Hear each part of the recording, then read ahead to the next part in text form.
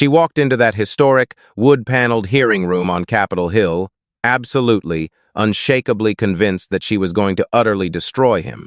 But she was profoundly, catastrophically, and permanently wrong. The staggering sum of $370,000 in campaign donor funds illicitly and systematically funneled to her secret lover's consulting company, the heavily encrypted but successfully intercepted email exchange, where her own biological brother explicitly and undeniably called her sister while profusely thanking her for facilitating fraudulent United States immigration papers, and the chilling, sociopathic WhatsApp message where she callously instructed progressive political activists to use the profound, lingering grief of 9 over 11 families as a calculated, cynical political weapon. Every single damning piece of it was about to be methodically exposed, meticulously documented, and broadcast live on national television by a deceptively folksy 72-year-old Republican senator from Louisiana who accomplished this complete and total political demolition without ever once raising his voice above a polite, conversational drawl. I have spent more years than I care to accurately count observing congressional hearings from the cramped, elevated vantage point of the press gallery, sitting quietly with my notebooks in those ornate, echoing rooms when American history was genuinely being forged, and far more often when absolutely nothing of any tangible substance was being accomplished, which, let me tell you from decades of bitter experience, is the depressing reality the vast majority of the time in Washington. I have watched arrogant, grandstanding senators deliver hollow, endlessly rehearsed monologues to empty chairs. I have seen ambitious congresswomen conjure perfect, glistening tears entirely on cue for the flashing cameras of the press pool, and I have witnessed red-faced committee chairs furiously bang their heavy wooden gavels until the handles nearly splintered over the most trivial, meaningless of partisan slights. I have seen meteoric political careers brilliantly launched into the stratosphere, and I have seen them brutally, mercilessly extinguished in the span of a single afternoon. But what actually transpired on this particular sweltering day in that hushed, hyper-tense hearing room was a spectacle of a completely different, almost terrifying magnitude, something I had never witnessed in all my decades of investigative reporting. This was not a standard, run-of-the-mill oversight hearing designed for evening cable news soundbites.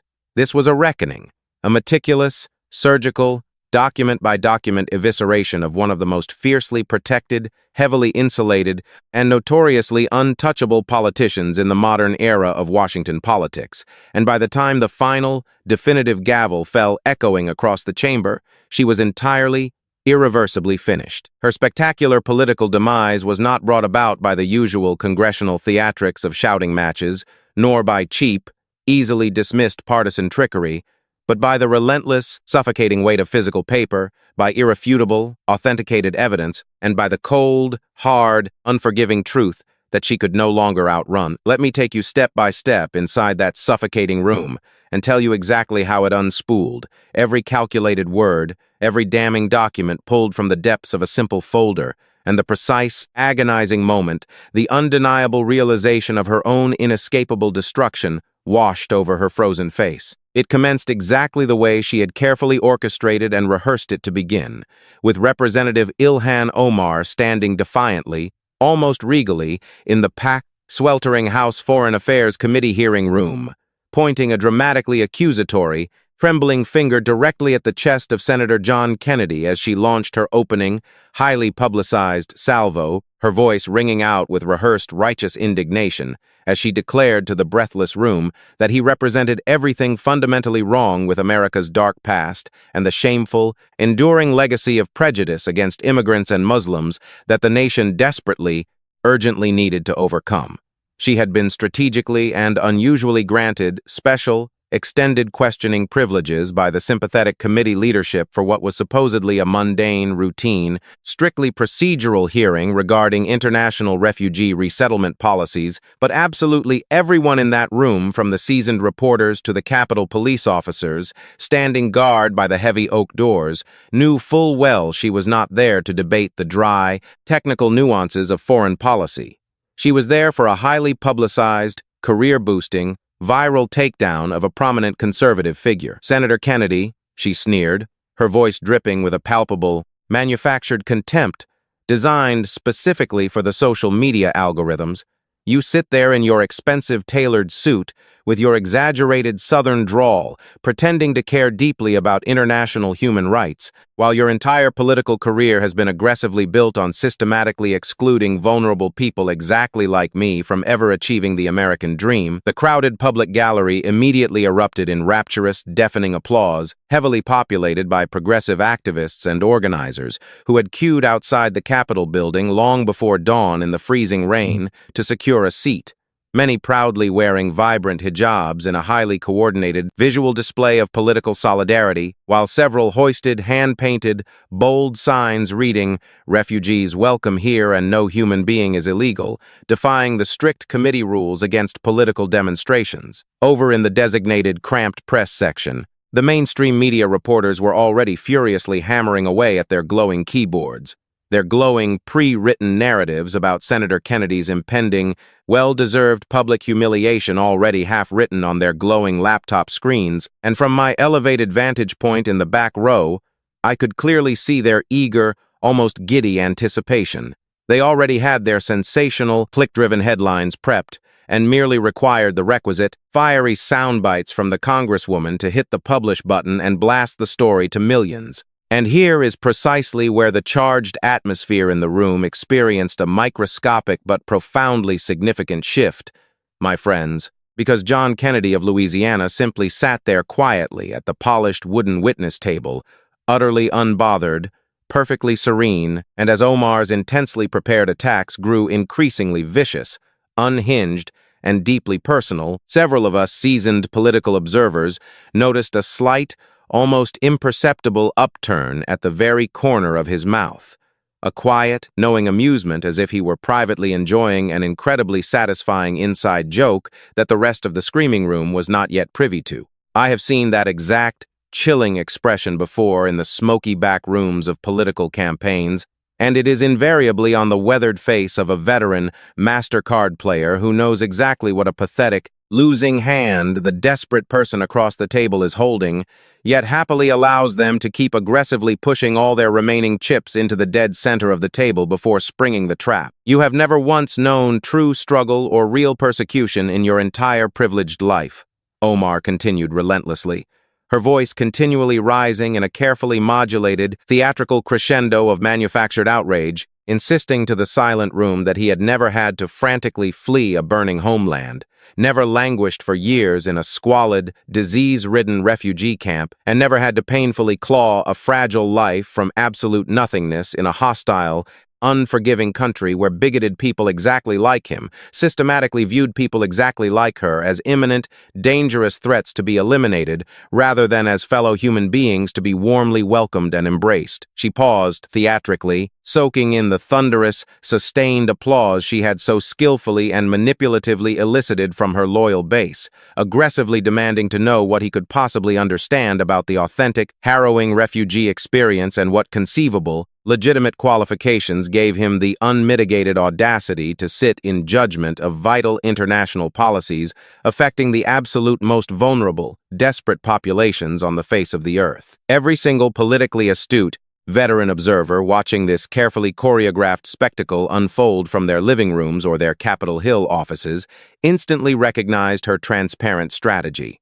This was her well-worn, reliable playbook, the exact same aggressive, deflecting tactic she had flawlessly and repeatedly deployed since the very moment she arrived in Washington to immense media fanfare, aggressively attack the opponent's core identity, make the confrontation as painfully and uncomfortably personal as possible, force the opposition into a defensive, apologetic crouch, rather than actually answering any substantive questions, and brilliantly invert the entire dynamic to permanently turn the accuser into the accused. She had utilized this precise, rhetorical maneuver 100 times before in committee hearings and press conferences, and it had succeeded 100 times without fail, because absolutely no one in that grand, historic chamber ever arrived fully prepared to counter it, no one ever bothered to bring the undeniable hard receipts, and no one ever possessed the sheer willpower to do the painstaking, exhausting homework required to utterly dismantle her carefully constructed facade until today, in this very room. The man who had obsessively, quietly done the homework for months was sitting right there in front of her, his hands resting lightly and casually on a deceptively plain, remarkably thick manila folder, sporting a polite, unassuming, grandfatherly smile that absolutely should have served as a blaring, deafening warning siren to her blinding overconfidence. Kennedy calmly and methodically continued taking meticulous, looping notes on his yellow legal pad with a cheap ballpoint pen, while Omar finally concluded her blistering tirade, clearly anticipating him to be visibly rattled, defensively sputtering, or desperately backtracking in the face of her overwhelming moral superiority. Instead, he casually looked up from his notes, his pale blue eyes projecting what appeared to be genuine, disarming, almost comforting warmth. "Thank you so much for that deeply passionate speech about struggle, survival, and persecution," Kennedy stated smoothly in that trademark, molasses-thick Louisiana drawl, every single syllable meticulously measured, weighed, and wrapped tightly in an impenetrable, suffocating layer of traditional, weaponized Southern courtesy. "Ma'am," he continued smoothly, his voice echoing perfectly through the high-end microphone system, "you raised some incredibly important, valid points today about understanding vastly different life experiences, and speaking directly of experiences, perhaps we should take some time this morning to explore yours a bit more thoroughly for the committee's benefit." With agonizing, deliberate slowness that seemed to stretch time itself, he deliberately unclasped and opened the thick, bulging manila folder that had remained conspicuously, mysteriously closed on the polished wooden table throughout her entire fiery 10-minute monologue. The massive committee room, which had been loudly buzzing with the whispered, excited conversations of her triumphant supporters, suddenly went quiet, a heavy, suffocating, absolute dead quiet that practically sucked the very oxygen from the conditioned air, leaving a vacuum of pure tension. Let me tell you exactly what I noticed in that razor-thin fraction of a second, staring through my camera lens. It was not the folksy cadence of Kennedy's voice that signaled the impending, apocalyptic doom. It was the immediate, violent, and undeniable shift in the Congresswoman's eyes. The very microsecond that innocuous, beige cardboard folder fell open to reveal stacks of highlighted documents, something fundamental and structural completely shattered behind her confident, arrogant gaze. She had absolutely no idea what specific, damning documents were meticulously organized inside that folder yet, but a primal, highly attuned political survival instinct informed her instantly, down to her very marrow, that this was no longer going to be a theoretical, philosophical debate about refugee policy and human rights. "You passionately mentioned building a life from absolutely nothing in America," Kennedy continued, his tone remaining delightfully conversational, almost friendly, as his weathered fingers extracted the very first document from the top of the stack and laid it flat. "Let's discuss exactly, for the permanent congressional record, how you built that remarkable life. Specifically, ma'am, let's talk in detail about your marriage in the year 2009. Omar's previously unshakable, utterly arrogant expression noticeably flickered, a sudden, rigid defensiveness, aggressively that, Bacordon one, taking over her posture, as she leaned into her microphone and angrily snapped that her private, personal life had absolutely nothing whatsoever to do with the official proceedings of the Foreign Affairs Committee. "Oh, but I assure you it does, ma'am," Kennedy interrupted gently, slicing cleanly through her loud objection with a blade of velvet-wrapped steel that silenced the room. "You see, highly troubling, persistent questions have been raised by investigators regarding this one particular marriage to a Mr. Ahmed Nur Saeed Elmi." He paused for a long, agonizing beat, letting the foreign name hang heavily in the frigid, heavily air-conditioned air, while he casually, deliberately studied the official document in his hand, adjusting his reading glasses before delivering the first devastating, world-altering blow of the afternoon. "Your biological brother." The Grand Committee room instantly erupted into absolute, unmitigated, ear-splitting chaos as progressive supporters in the gallery shrieked in horror, jumping to their feet and aggressively chanting lies and Islamophobia at the absolute top of their lungs, while political reporters frantically began hammering away at their keyboards as if their lives depended on it, and several senior Democratic committee members exchanged genuinely bewildered, highly panicked glances, realizing they were completely blindsided. Omar's face had visibly, dramatically drained of all color, transitioning violently from a carefully applied mask of righteous, untouchable confidence to a frozen, panicked, deer-in-the-headlights mask as she loudly insisted, her voice trembling noticeably for the very first time, that this was a disgusting, utterly racist, thoroughly debunked right-wing conspiracy theory invented to silence women of color. "Has it been debunked, ma'am?" Kennedy asked mildly, arching a single, highly skeptical eyebrow over the rim of his glasses. And this, my friends, is exactly where the Southern gentleman from Louisiana began to conduct an absolute, unparalleled masterclass in sheer political destruction, because he absolutely did not argue with her. He did not raise his voice to debate her frantic, screaming denials. He did not bang his fist on the table. He simply began pulling out documents, one after another, after devastating another, in a relentless, unstoppable avalanche of paper. He smoothly produced certified, official educational records imported directly from the United Kingdom, conclusively and legally showing that Mr. Elmi had attended secondary school there, with his official enrollment forms prominently listing the exact same, specific father's name that officially appears on Omar's own sworn, heavily vetted United States refugee entry documents. He meticulously pulled out notarized, formally sworn affidavits collected from highly respected senior members of the Minneapolis Somali immigrant community, unequivocally confirming the biological family relationship under the severe federal penalty of perjury. He paused then, capturing the unbearable tension in the room the way a grandmaster chess champion pauses right before executing a brutal, unavoidable, mathematically perfect checkmate. "And most interesting of all, Congresswoman," he drawled, his eyes locking onto hers with terrifying, predatory focus, "I have official, authenticated United States government housing and tax records showing that you, your cultural husband, Ahmed Hersey, and your legal husband, Mr. Elmi, all simultaneously and continuously live together at the exact same residential address in Columbia Heights, Minnesota." The subsequent, suffocating silence in that sprawling, historic room was absolutely deafening. Even Omar's most vitriolic, ardent, fiercely loyal supporters in the gallery had abruptly stopped their coordinated shouting, standing completely frozen with their mouths agape in sheer disbelief. You could physically feel the atmospheric pressure in the room plummet dramatically. That space fundamentally transformed from a boisterous, celebratory political rally into a somber, high-stakes federal courtroom in exactly 3 seconds flat. "Now, ma'am," Kennedy continued, maintaining that exact same polite, terrifyingly conversational tone that was rapidly becoming the stuff of political nightmares in its icy, calm precision. "In most cultures around this world, it is considered mighty unusual for a woman to reside harmoniously under the same roof with both her husband and her brother. It becomes even more exceptionally unusual, legally speaking, when she is legally married on paper to the brother, yet simultaneously filing her federal income taxes jointly with the other man. I have observed countless, highly ambitious politicians attempt to aggressively back a bitter rival into a corner with physical, documented evidence, and the vast, overwhelming majority of them fail miserably because they allow the intoxicating adrenaline of the moment to completely take over their senses.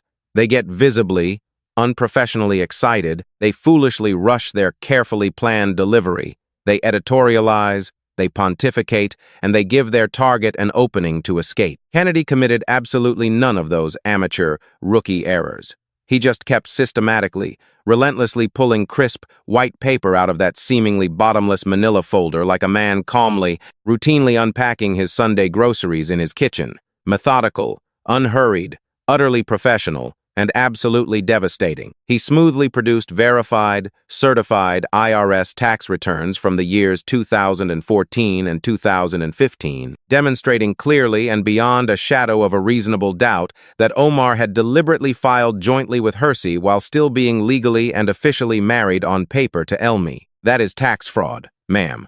Plain and simple," Kennedy stated matter-of-factly, without a hint of malice, only the cold reality of the law. But significantly more importantly for the purposes of this committee, if Mr. Elmi is indeed your biological brother, as this massive, undeniable mountain of sworn evidence clearly suggests, then we are looking squarely at severe, intentional immigration fraud, a federal felony involving a premeditated, highly coordinated conspiracy to illegally help a family member obtain United States citizenship through a completely sham marriage. Omar finally managed to locate her voice, though it severely lacked the booming, authoritative, commanding resonance it had possessed just 20 agonizing minutes prior. as she desperately stammered into the microphone that the documents he was holding were entirely fabricated by her political enemies and that the entire line of questioning was nothing but a vile, racist, Islamophobic attack designed to destroy a progressive leader. "Ma'am," Kennedy interrupted, his exaggerated Southern politeness now carrying a razor-sharp,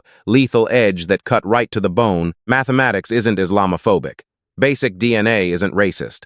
And speaking directly of DNA, which clears up so many modern mysteries, he reached back into the depths of the folder and produced yet another crisp document, holding it up high for the banks of television cameras to capture every printed word. "This is a formal, documented, legal request from the Daily Mail newspaper, dated October of 2019, politely and reasonably asking you to submit to a simple, painless DNA test to definitively and permanently disprove these grave, career-ending allegations once and for all.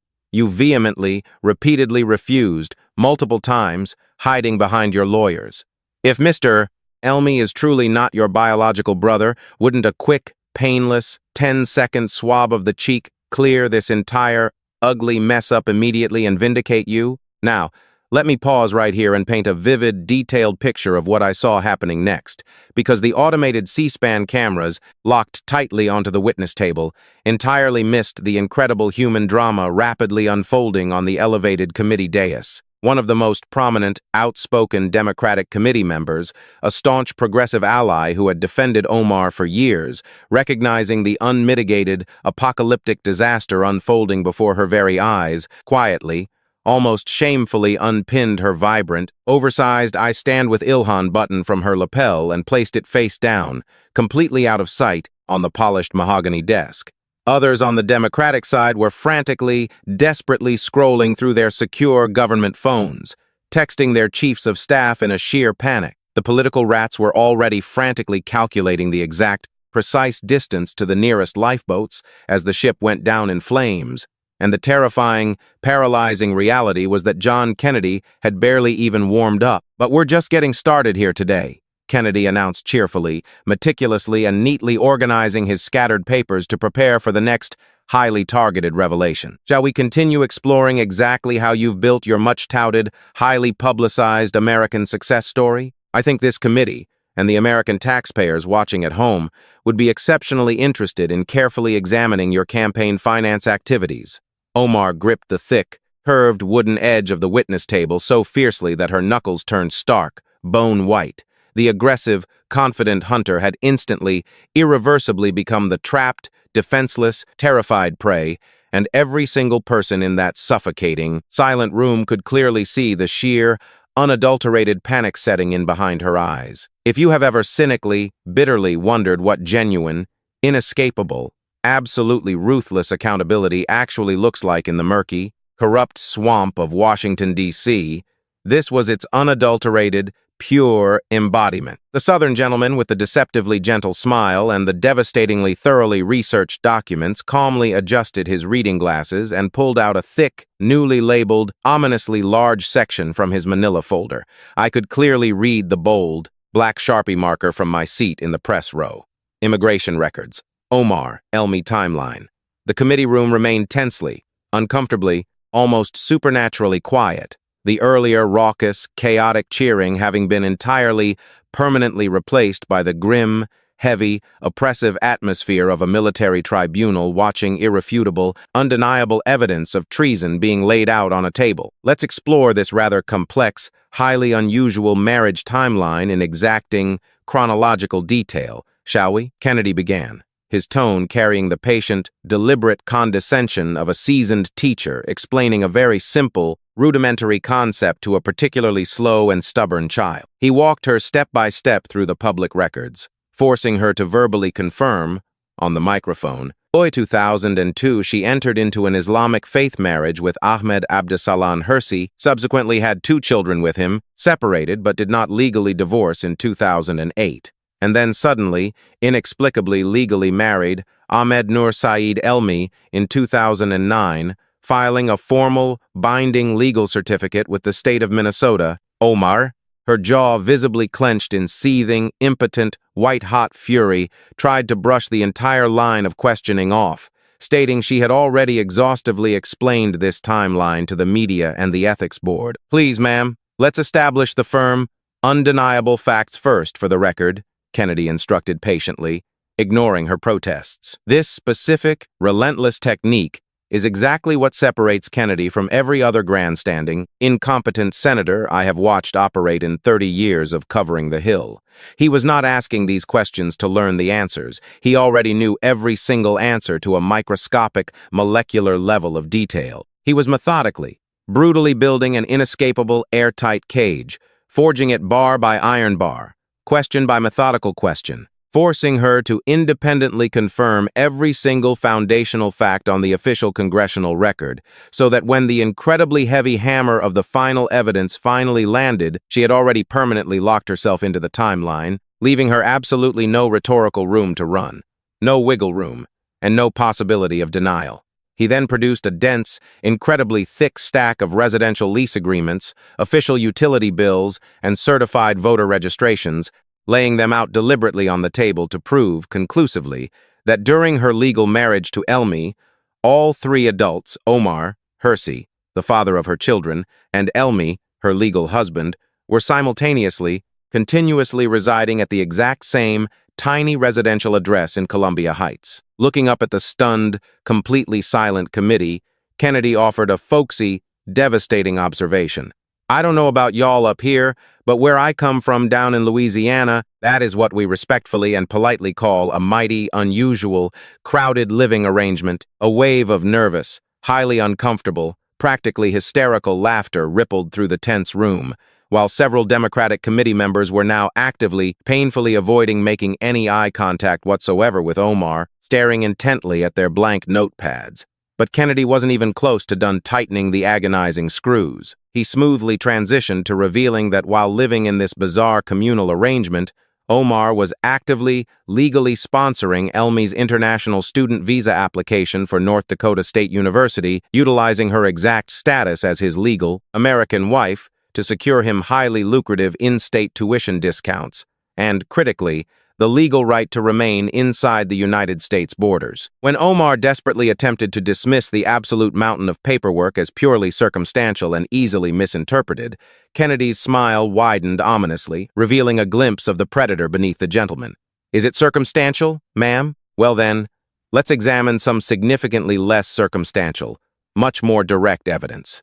He produced vivid, high-resolution, color-printed screenshots of old social media posts that Omar falsely and foolishly believed had been permanently scrubbed and deleted from the internet, highlighting a specific 2013 Instagram post from Mr. Elmi where he explicitly and proudly referred to Omar's young, newborn daughter as his niece, not his stepdaughter, which she technically and legally would have been if he were merely Omar's legal husband, as she claimed. "Niece," Kennedy drawled slowly, letting the word echo. "That is an incredibly interesting, highly specific, biologically precise word choice, don't you think?" The progressive supporters in the gallery had gone deathly, terrifyingly silent.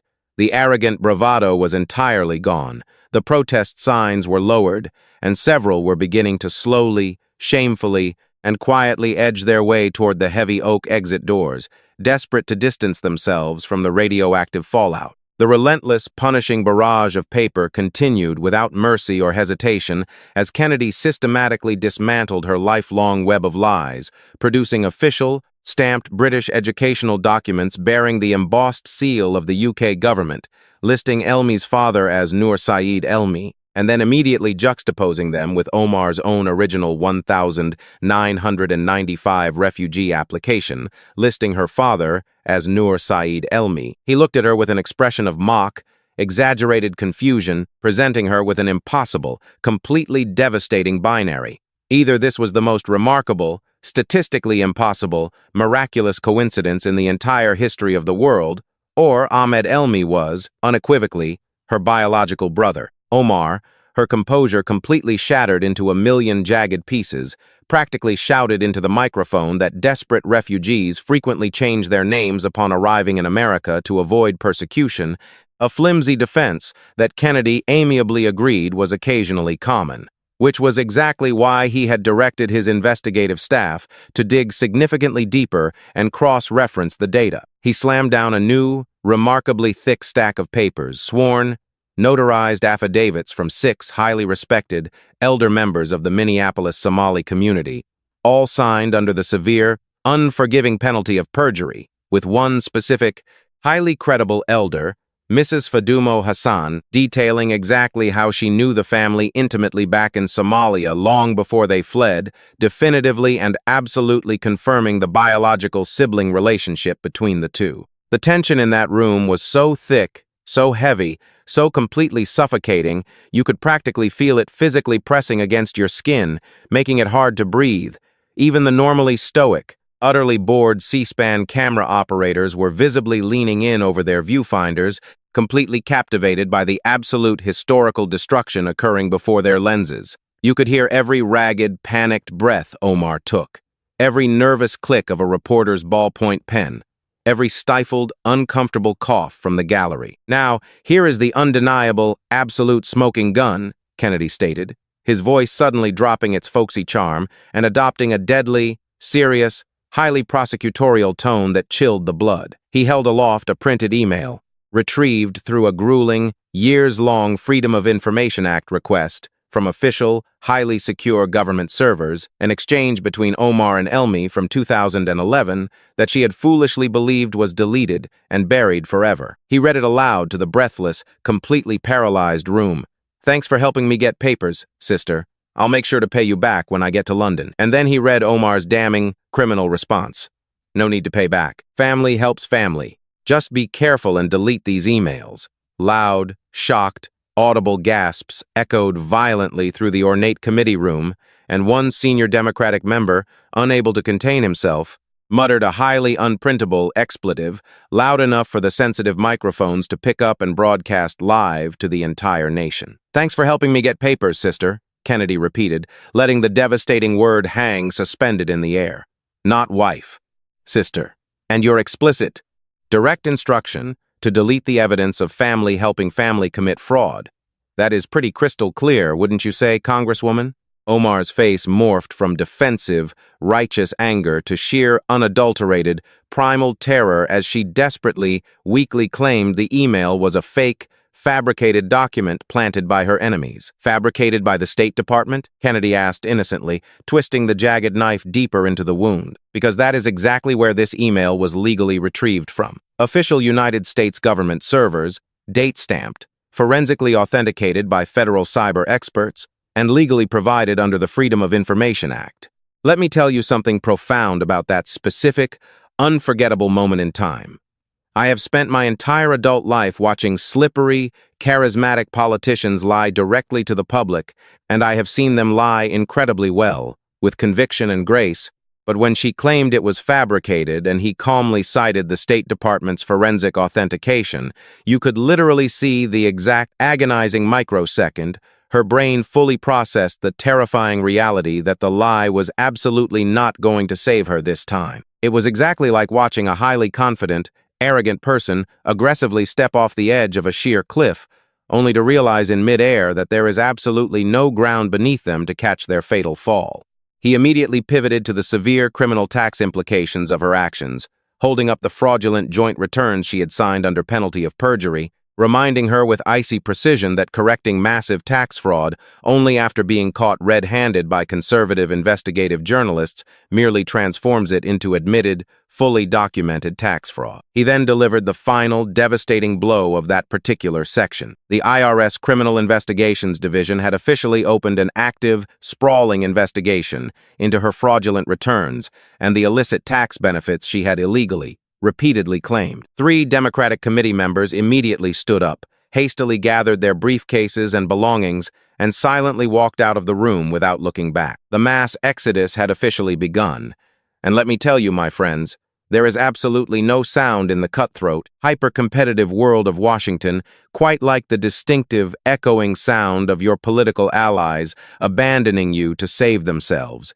It is the quietest, most devastating and completely isolating sound you will ever hear in your life. Kennedy leaned back comfortably in his large leather chair, emphasizing to the remaining audience that the true tragedy wasn't just the serious federal crimes of immigration and tax fraud, but her vile, deeply ingrained, reflexive habit of using her minority identity as an impenetrable, weaponized shield, aggressively branding anyone who dared question her blatant criminality as a racist and an Islamophobe, hiding cowardly behind her religion while committing felonies that would land any average American citizen in federal prison for a decade. Every single person watching at home already knew this truth in their gut.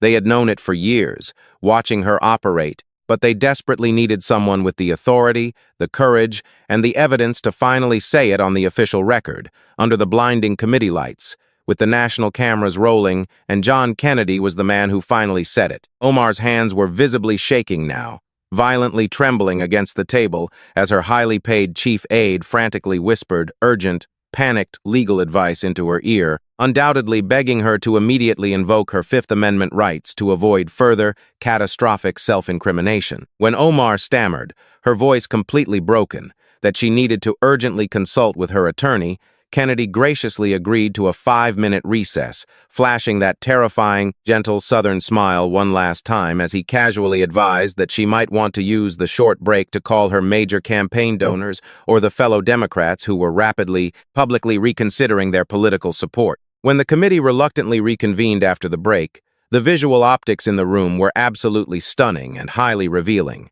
Several prominent, highly visible seats on the Democratic side of the dais remained conspicuously, loudly, and permanently empty. Omar had returned to the witness table, now tightly flanked by two high-priced, incredibly anxious defense attorneys who looked as though they would much rather be undergoing a double root canal without anesthesia than sitting at that table defending her. Her earlier brash, untouchable confidence had entirely evaporated, entirely replaced by the wide-eyed, hunted, exhausted look of a desperate animal that intuitively knows the absolute worst is still yet to come. Kennedy, looking remarkably refreshed and completely unbothered by the tension, opened a newly labeled, incredibly thick section of his folder marked Campaign Finance.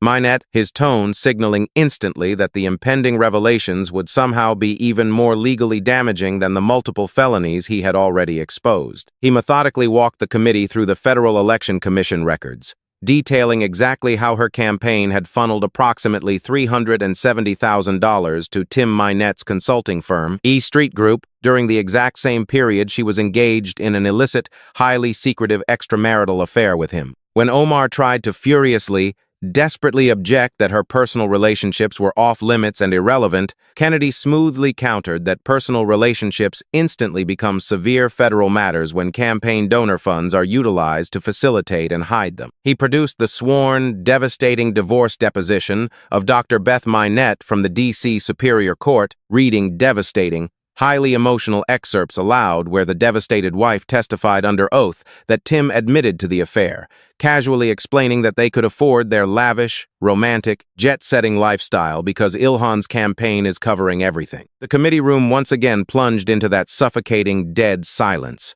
Even the highly cynical press corps had completely stopped typing, utterly mesmerized and disgusted by the sheer scale of the brazen corruption. Kennedy didn't rely solely on the scorned wife's testimony. He possessed the hard, undeniable financial receipts. He presented the undeniable credit card statements, projecting them on the screens. Excessively expensive romantic dinners for two in Nice, France, explicitly and illegally billed to Omar for Congress, alongside a luxurious couple's spa retreat in Napa Valley and lavish, 5-star hotel suites with only a single bed booked in distant cities, where absolutely no official campaign events were scheduled, all shamelessly funded by unsuspecting, hard-working Minnesota donors who had scraped together $20 or $50 to support a progressive cause they deeply, genuinely believed in. "That is not politics, Congresswoman," Kennedy declared with cold, surgical precision.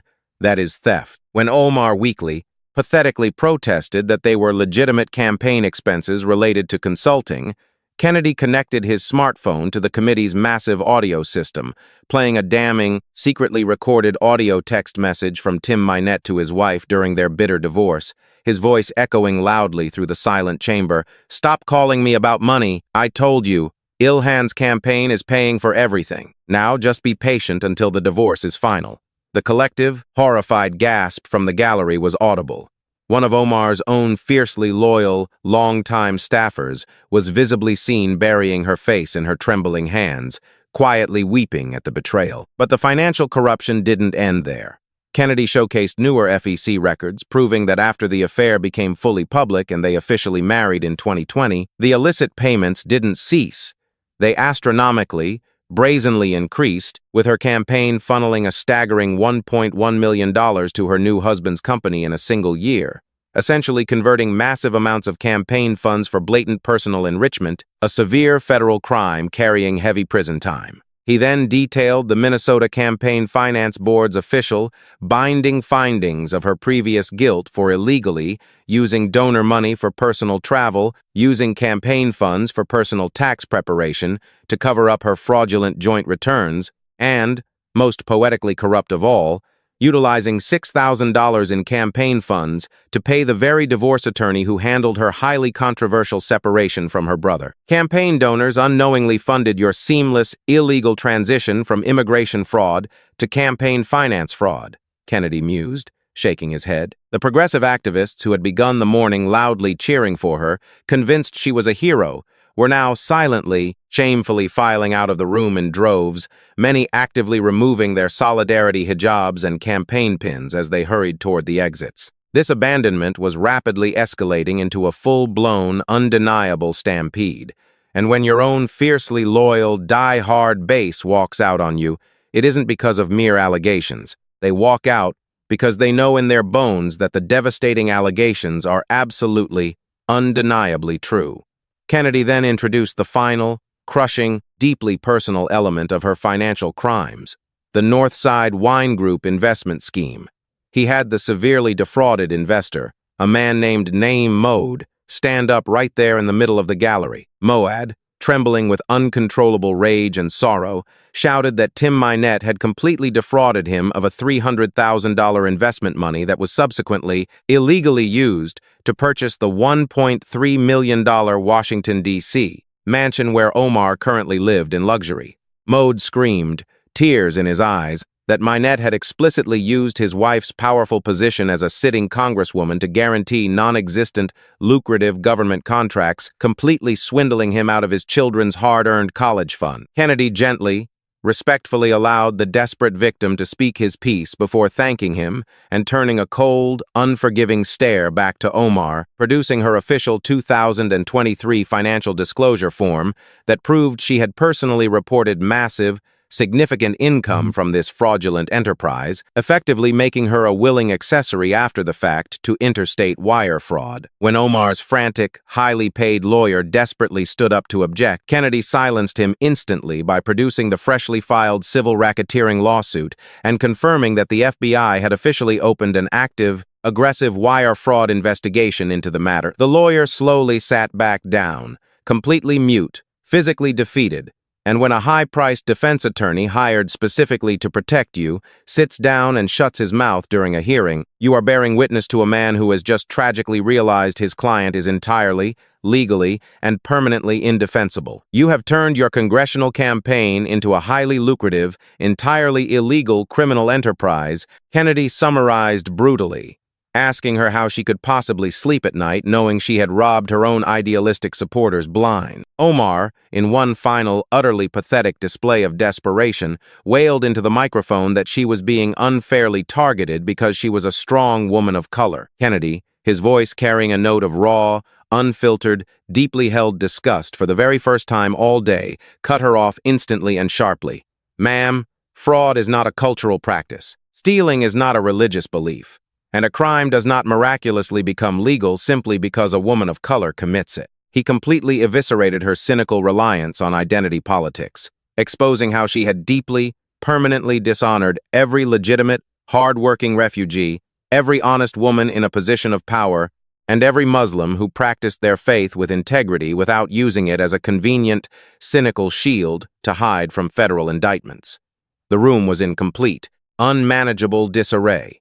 Democrats were openly, loudly discussing, demanding her immediate resignation in the hallways, while her own disgraced, humiliated staff members were visibly, frantically updating their LinkedIn resumes on their phones, desperate for new employment. "We are not done yet," Kennedy announced, reaching deep into the seemingly bottomless, terrifying depths of his folder, his demeanor shifting entirely from the cold, mathematical precision of a prosecutor tackling financial crimes to something much darker, much more profoundly serious, and deeply moral.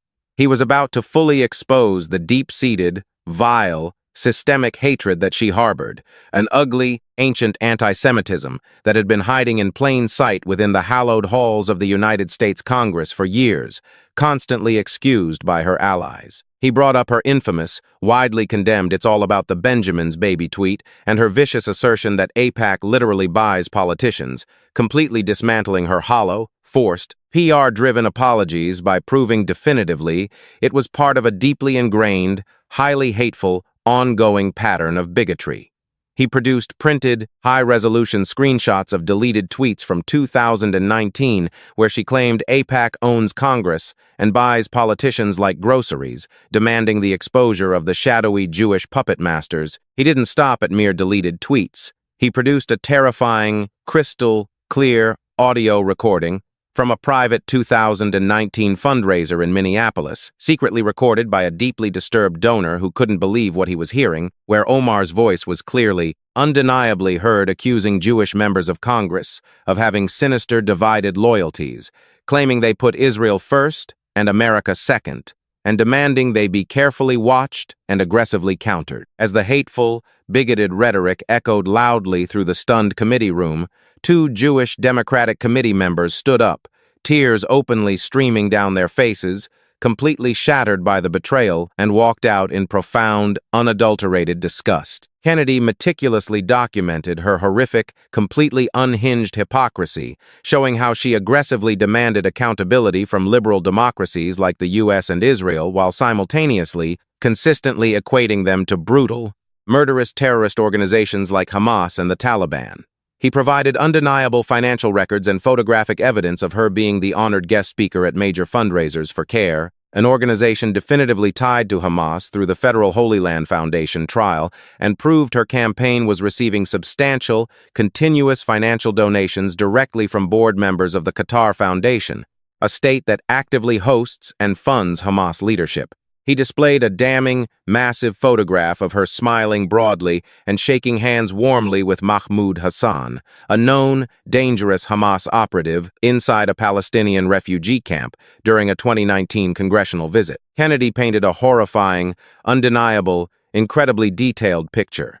She routinely invoked ancient, dangerous anti-Semitic tropes. She aggressively questioned the patriotism and loyalty of Jewish Americans. She eagerly accepted vast sums of money from organizations tied directly to terrorism, and she willingly met with known terrorist operatives, all while cowardly hiding behind the sacred, untouchable shield of progressive human rights.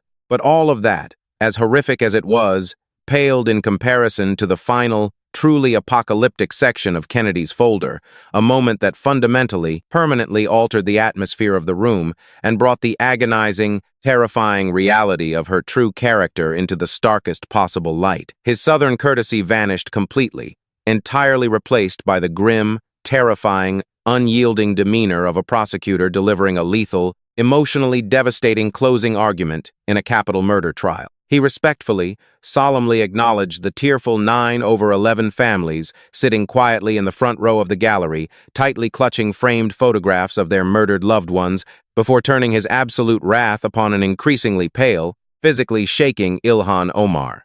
He connected his tablet to the massive committee screens, forcing absolutely everyone in the room to watch the full, unedited, high-definition video of her 2019 CARE speech where she callously, dismissively described the catastrophic, world-altering tragedy of September 11th, the brutal, fiery murder of 2,000 977 innocent people by saying flippantly that some people did something. He let those agonizing, deeply offensive words hang heavily in the air, forcing her to sit in silence and listen to her own minimization of the worst terrorist attack on American soil.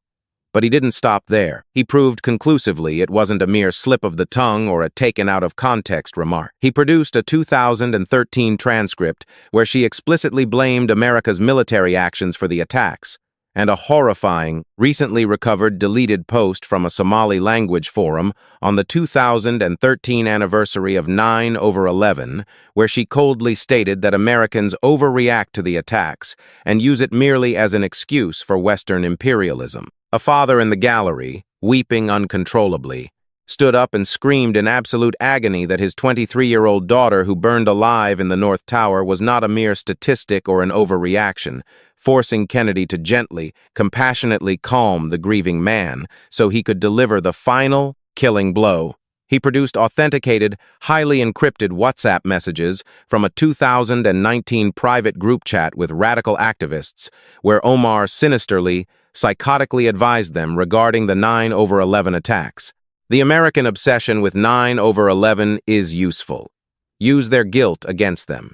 Every time they question us, bring up Islamophobia. Make them feel bad for their reaction rather than the attack itself. The absolute, staggering monstrousness of that statement instructing her followers to aggressively, intentionally weaponize the profound, lingering trauma of murdered Americans to win petty, day-to-day political arguments sent massive shockwaves through the room. Even the few remaining Democrats screamed out in unvarnished disgust, unable to stomach the sheer sociopathy. Kennedy then revealed the highly classified, damning contents of her 2019 FBI security clearance review, where she literally, incredibly told federal agents to their faces that America deserved 9/11 and that it was merely chickens coming home to roost, a horrifying revelation that prompted the FBI to strongly, urgently recommend denying her access to classified information. A vital security recommendation that was purely, shamefully overruled by corrupt Democratic leadership, protecting their rising star.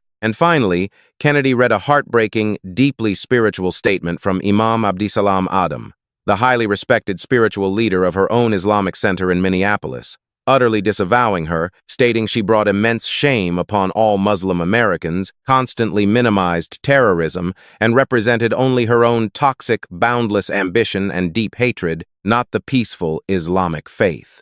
Kennedy stood up to his full height, his commanding, towering presence dominating the chamber, and delivered a blistering, unforgettable moral condemnation of her profound lack of basic human decency that left the room in tears. He announced to a stunned audience that the Director of National Intelligence was immediately revoking her highly classified security clearance, permanently stripping her of her access to the nation's secrets, while simultaneously confirming that the FBI, the IRS, and the House Ethics Committee were all aggressively launching massive, highly coordinated federal investigations into her vast network of crimes.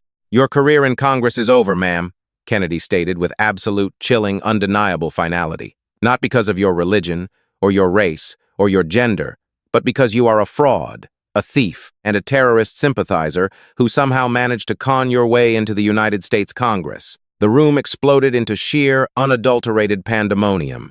Democrats desperately fled for the exits as if the building were on fire. Republicans loudly demanded immediate expulsion votes on the floor, and the 9/11 families stood weeping and applauding the long-awaited restoration of justice.